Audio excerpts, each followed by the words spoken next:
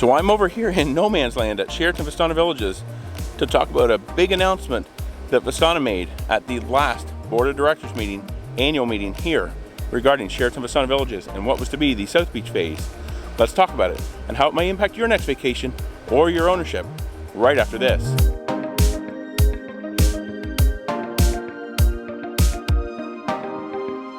Hello and welcome to Destination Timeshare. I'm Jeremy, and before we get started talking about what was to be the South Beach phase here at Sheraton Vistana Villages in Orlando, Florida, I just want to let you know on this channel, I like to provide my knowledge, tips and advice to help you get the most from your timeshare ownership. So if that sounds like what you want to see, be sure to hit subscribe down below. Also hit that notification bell so you don't miss out on a single video. Okay, so you may be wondering, what am I talking about here at Sheraton Vistana Villages and the South Beach phase?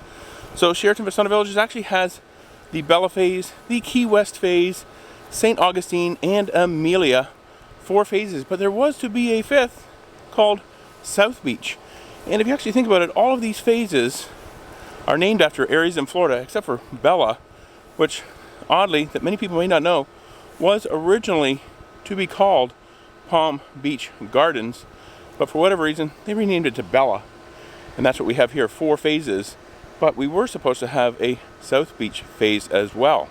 So I'm here right behind what is the St. Augustine phase of Sheraton Vistana Villages.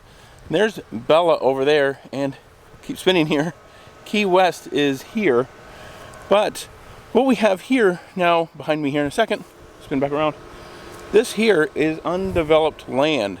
Now, the land that's immediately behind me here, with all these bushes, is essentially undeveloped, but that is supposed to be the Westwood development.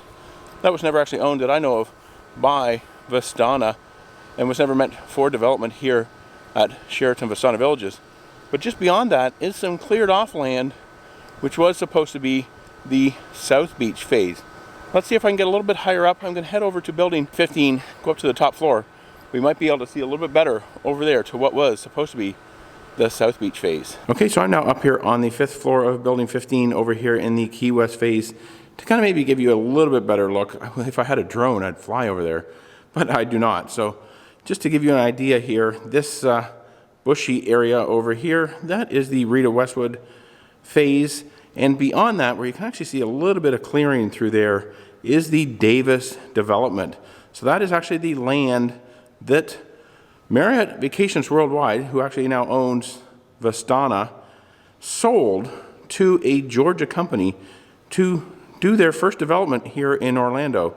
$9.8 million was the sales price, and what we anticipate there is, I'm thinking, at least 400 apartment units. So it's most likely going to be apartment buildings, and why I say 400, it was written into the deal that anything over 400 will have an additional purchase price or additional cost paid to Vistana in the amount of, I believe, $22,000. So I would expect about 400 apartment units to be built over there. So a rather large apartment complex.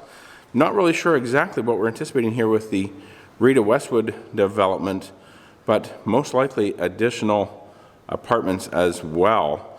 And one thing you may be wondering is, how are these people that live or going to live back there, how are they going to actually get to their units? Because they're essentially kind of landlocked behind St. Augustine, and I'm in Key West, and there's no road that goes over there. Darrell Carter Parkway is down there a little ways, and it ends at International Drive.